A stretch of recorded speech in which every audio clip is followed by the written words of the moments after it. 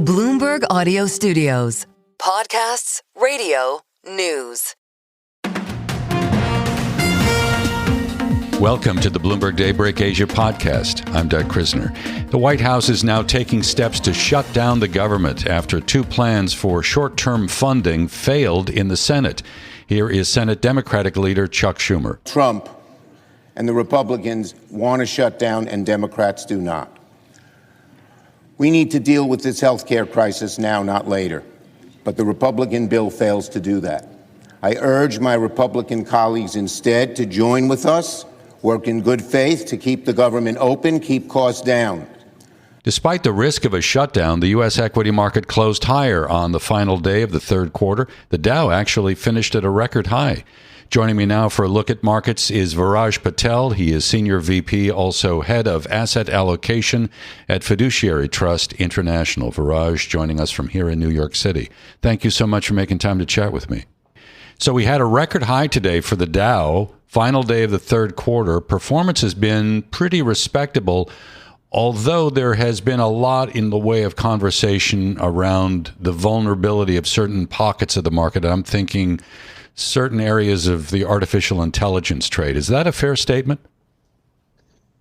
It certainly is. First of all, thank you for having me. And I think that there has been a lot of talk of bubbles, echoes of the late 90s tech boom. I think the big difference here is this is the real technology that's being used. Granted, it's not being used widely. And more importantly, I think the bubble speculation here might be a little overdone, as a lot of this CapEx spend on artificial intelligence is being funded by free cash flow from company balance sheets that are quite healthy. And the first signs of kind of going outside of balance sheet funding was from Oracle, as they issued about $18 billion in debt to build some of their own AI capabilities. But I think the interesting point that you also bring up is the broadening of the market. We're seeing it here domestically in cyclical sectors like home builders, small caps, and even abroad. It looks like there's a little bit of a nice cyclical rally that's continuing in Europe.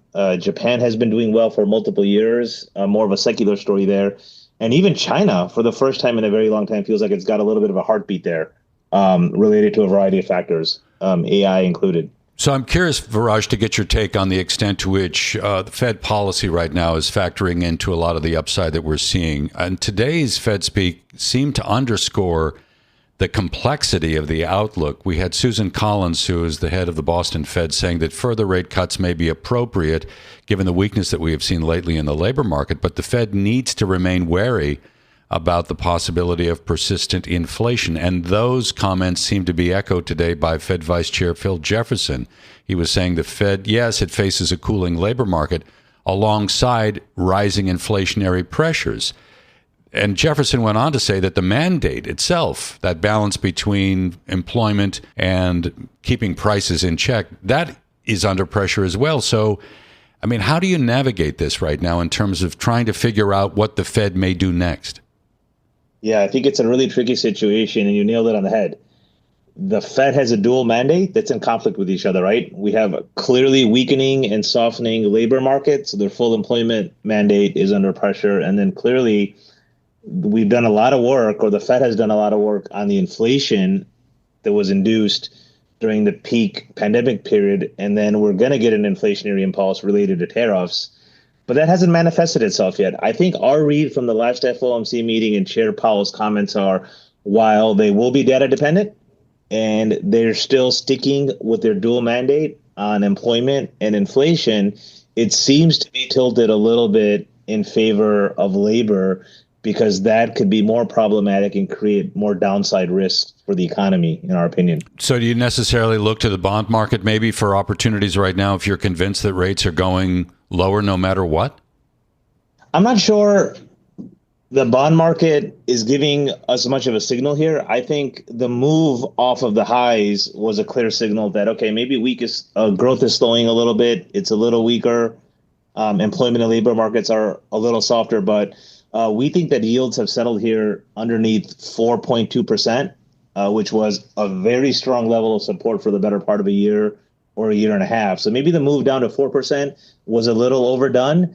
And if you look at the package of economic data that's come out over the last couple of days and a little over a week, probably signals that the move off of 4 to closer to 4.15, where we are today, makes a lot of sense, as the economic data has been firmer and economic activity, in particular related to consumption and personal expenditures, has been pretty firm. So we're pretty constructive on the U.S. economy.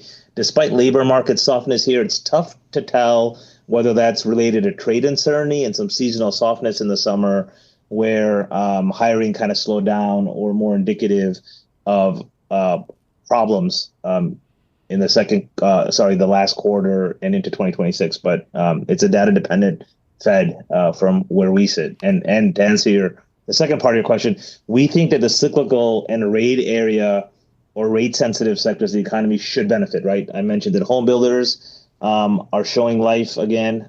Small caps are acting well. Any areas that have floating rate debt in their cap structure, any areas of the economy that are rate-sensitive, that have been in the doldrums and been masked, in our opinion, by a really strong AI part of the economy, is starting to show life, and the market is starting to broaden out, and economic activity is starting to broaden out nicely as well. So we'll see how that plays out. When it comes to the inflation story, obviously you have to mention tariffs. So that's one of the policies that's coming out of the White House. The other today was on the pharmaceutical story, where Pfizer is cutting cost of some drug prices of up to 85% in a deal with the administration. So broadly speaking right now, how do you think the administration is influencing economic activity? Is it net positive? That's an excellent question. We think, the administration, the White House, and President Trump is trying to influence economic activity. It's tough to separate the signal from the noise. There's no question that President Trump's, one of his policy priorities is protectionism, and he wants fair trade, and he wants to do it in a way that's supportive for the U.S. economy and U.S. businesses. And I'm not necessarily sure that he wants to kill or hurt meaningfully foreign countries and foreign businesses. He just wants it to be a little bit more fair, or maybe in some instances a lot more fair. Now, the short-term impacts of that, whether it's disruption of supply chains, a massive inflationary impulse that comes through the pipeline, and just sales falling off of a cliff, are yet to be determined. But for now, our early read is a couple of things. One, we think that a lot of the rhetoric coming out of the Trump administration, White House, seems to be more negotiations and posturing in terms of getting a deal, so to speak. And that's the business side of President Trump coming out. And then two, 6 to 7 months after President Trump announced those punitive tariffs in early April, it seems that corporations and the economy for now are managing the tariffs and concerns quite well, right? So companies are managing tariffs from a position of strength. And what I mean by that is revenues are all-time highs, profits are all-time highs, and more importantly, profit margins are all-time highs. So there is a little flexibility there for them to potentially eat some of that tariff impulse or tariff costs in the pipeline, and not necessarily have to pass on a meaningful amount of cost to consumers. Again, we're not in steady state yet, so we have no idea what the picture actually looks like, where tariff rates will be, or final rates with our biggest trading partners. But our read is there are a lot of moving parts, but markets are seemingly looking past a lot of the worst case left-tail scenarios related to tariffs and climbing the wall of worry every day. Well, historically, October can be a pretty ugly month for the equity market. It's going to be very interesting in terms of what we hear from corporate America when the earnings begin to trickle in. Guidance, I think we can agree, will be critical. How are you hedged right now against maybe a little bit of a pullback or some downside at the very least? So we're overweight cash, waiting for that proverbial pullback. We've been a little bit cautious, given we have no clear idea on how the trade levels play out over the summer months and negotiations. That, coupled with valuations, which are quite stretched, we're far from cheap.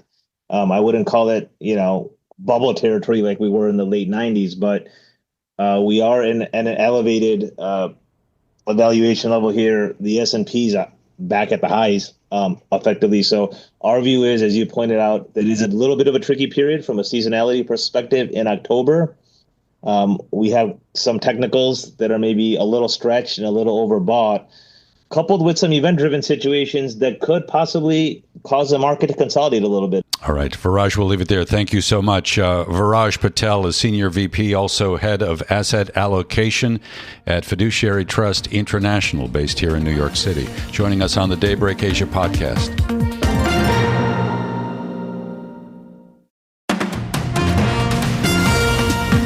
Welcome back to the Daybreak Asia podcast. I'm Doug Krisner. We go to China next, where the Golden Week holiday is now underway. It started today with National Day, and it will run for 8 days through next week's Mid-Autumn Festival. I think it's fair to say that Golden Week is the most important travel period in China. And more broadly, the holiday represents an opportunity for a lot more when it comes to domestic consumption. To help me take a look on what's happening is Bloomberg's Catherine Lim. She's retail analyst for Bloomberg Intelligence, and Catherine joins us from the Lion City of Singapore. Thank you so much for making time to chat with me. Can you give me a sense on the extent to which there is optimism over the outlook for consumer spending this year? Right. Happy to be here. And things are evolving, Doug, as we speak. As you've highlighted, we are into the dual holiday period over 8 days. You're going to see celebrations not just for National Day, but also the Mid-Autumn Festival, which is a traditional, event that family and friends gather. So it was very timely seeing how some of the cities are issuing consumption vouchers out to their consumers, so that you could stimulate a little bit more of that spending, which admittedly had put on a drag in August because there was a calendar shift in that very important Mid-Autumn Festival that I've just talked about, whereby family and friends gather. So all of that's going to kick in September and through the next 10 days. I'm wondering about sentiment right now, and maybe we can tie it to the equity markets in China, which have been performing very well. Is that expected to provide some positivity to sentiment, do you think? Well, definitely. I guess, when you look at asset and asset value creation, it's either property, if not, the equity market. And I think in the last 2 to 3 years, both of these market hasn't been, in the best of shape. In year to date, equity market, the rally definitely brings relief and, does help stimulate that sentiment, if you ask me. So when I think of destinations in China, one of the things that comes to mind is Macau and the casinos. Are people feeling reasonably optimistic about casino business this year and traffic at the big places? Well, we've also seen traffic, and I would say the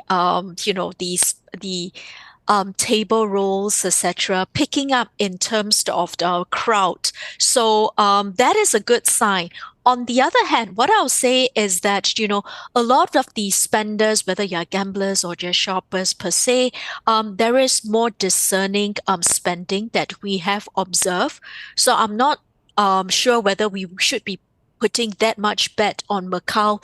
Similarly, even Hong Kong per se, I would say that, after the recent typhoon hits, and we are anticipating another typhoon hitting, the south over the next 10 days, etc., it may not actually be, the biggest thing for these two autonomous regions.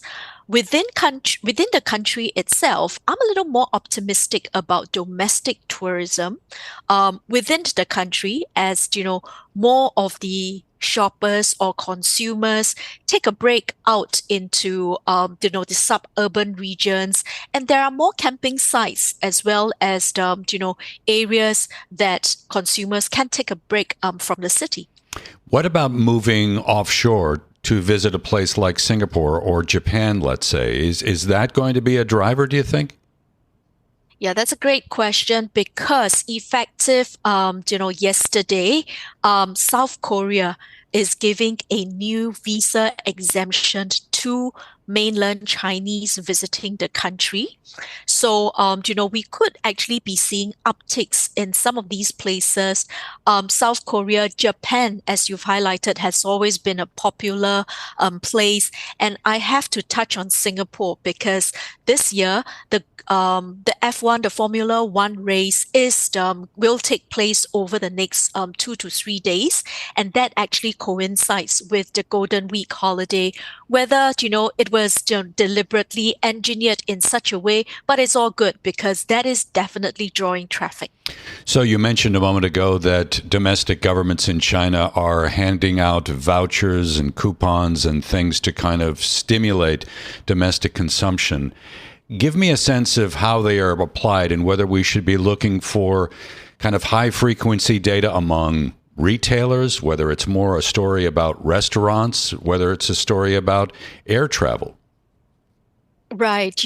For restaurants, definitely, because, we are still seeing lots of promotions ongoing for platforms like Alibaba, Meituan, and JD.com when it comes to food delivery and quick commerce. You would have heard of the competition that was ongoing among these three companies since the middle of this year itself. And it continues to actually intensify as we go into the holiday season. Again, all the gatherings that's going on. Now, that will likely come through and on a more intensified level into October and November. Doug, let's not forget that we are now very close to the start of the Singles' Day Shopping Festival, which is essentially a near 2-month-long shopping festival, and it will kickstart sometime on the 7th of October, which is essentially next week itself. Once the consumers returns from the holidays, they may actually be shopping more online. So I would say that going back to your earlier point about consumption vouchers, it's definitely good to actually have an extra voucher on hand to spend. But let's look at the discretionary side of things itself. Those spending may actually come through in October and November, particularly during the Singles' Day promotions. Catherine, before I let you go, can we take a step back? I'd like to get your sense of what more the government can do on the mainland to stimulate consumption beyond everything that's being undertaken as part of the Golden Week holiday. Right. It's interesting that we've also seen the announcements coming through that they're trying to stimulate consumption through new scenarios, essentially different ways of, consuming.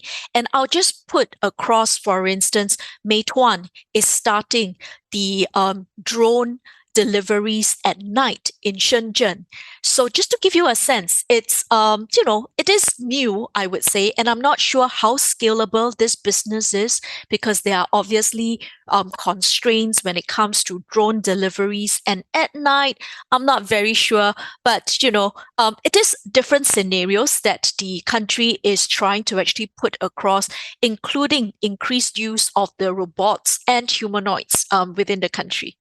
We'll leave it there. Catherine, it's always a pleasure. Thank you so much. Catherine Lim, Bloomberg Intelligence Retail Analyst, joining from Singapore here on the Daybreak Asia podcast. Thanks for listening to today's episode of the Bloomberg Daybreak Asia Edition podcast. Each weekday, we look at the stories shaping markets, finance, and geopolitics in the Asia Pacific. You can find us on Apple, Spotify, the Bloomberg Podcast YouTube channel, or anywhere else you listen. Join us again tomorrow for insight on the market moves from Hong Kong to Singapore and Australia. I'm Doug Krisner, and this is Bloomberg.